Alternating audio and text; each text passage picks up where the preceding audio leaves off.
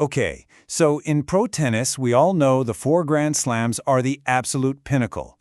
But this year, one of them is making waves for something that isn't happening on the court.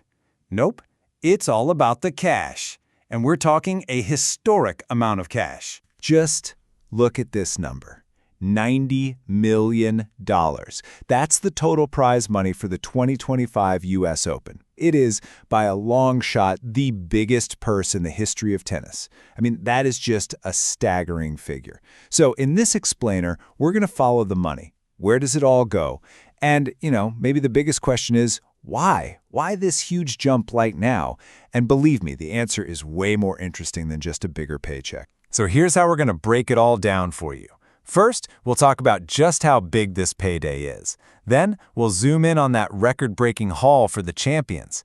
After that, we'll look at how the wealth is getting spread around, which is super important. And then, we'll get to the real story, the player power play that actually made all of this happen. All right, first up, let's really try to wrap our heads around that massive number, a $90 million prize fund. That's not just your typical yearly increase. No way. This is a huge statement. It basically cements the U.S. Open status as an absolute financial giant in the world of tennis. And you can really see the scale of this jump when you look at it year over year. So in 2024, the total purse was a cool $75 million. Fast forward to 2025, and boom, it's leaped to $90 million. That's a 20% jump in a single year. That is a massive move by the tournament. Okay, so you've got this huge pot of money, but what does that actually mean for the players who battle it out and win the whole thing?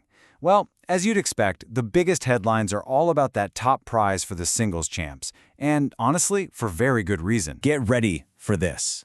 $5 million. That is the insane, record-breaking check that's waiting for both the men's and the women's singles champions. That is a life-changing amount of money even for the top athletes in the world. And it just sets a completely new bar for the sport. And to really get how big this leap is, just look at last year's prize. The winner took home $3.6 million. Jumping from that to $5 million, that's almost a 40% increase. This isn't just some small adjustment for inflation. This is a seismic shift in what it means financially to win a Grand Slam. So to put this in a global context, let's stack it up against another iconic tournament, Wimbledon. Now for an apples-to-apples comparison, we've converted everything here to British pounds. And look at this, the U.S. Open's total purse, at almost £67.5 million, just blows past Wimbledon's. And that winner's check? The £3.7 million is also way higher. The U.S. Open is really setting a whole new financial standard for the slams. But here's something that's really important. This whole story isn't just about the big-name champions. Not at all.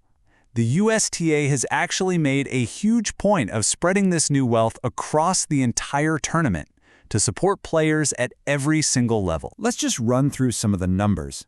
If you're a player who loses in the first round, you're now walking away with $110,000. That's a 10% bump. The prize pool for doubles, that's up a whopping 23%. And for the first time ever, the winning doubles teams will actually split a $1 million prize. On top of all that, there's $5 million just for player travel and expenses, plus another 10% for the qualifying tournament. And that right there, that's why this is such a big deal. Think about it. For a player ranked, say, outside the top 100, that $110,000 for just showing up and playing the first round, that isn't just prize money. That's their funding for coaches, for travel. It literally pays for their entire season. This increase makes being a pro tennis player a viable career for so many more athletes. Okay, so this brings us to the biggest question of all. Why? Why this huge increase, and why is it happening right now? The answer isn't just that the organizers found some extra cash lying around. Nope. This was the direct result of a coordinated power play by the players themselves. So here's what happened.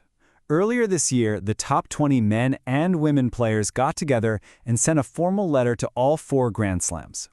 Their demand was pretty simple and direct. They wanted a larger, fairer share of the gigantic revenues that these tournaments bring in. I mean, their argument was pretty clear, right? They're the main attraction, they should get a bigger piece of the pie. And what happened? Well, here's the official word from the USTA, the folks who run the US Open. They acknowledged a deliberate and coordinated effort to boost the prize money everywhere, for early rounds and for the players who make a deep run. The cause and effect here couldn't be more obvious. The players asked, and the tournament delivered. So what this all proves is that this record-breaking prize money is so much more than just a big number. It's truly a landmark moment for the sport. It shows a real shift in power in the world of tennis, where the players are banding together, they're advocating for their own value, and they are successfully winning a bigger share of the money that, let's be honest, they are essential in creating. And all of this leaves us with a really fascinating question to think about. With player prize money soaring like this, what's the next big frontier for pro tennis? Is it going to be tackling the tournament calendar? Maybe player ownership stakes? Or something we haven't even thought of? One thing is for sure. The players have found their collective voice, and the sport is literally changing right before our very eyes. And that's it for this explainer.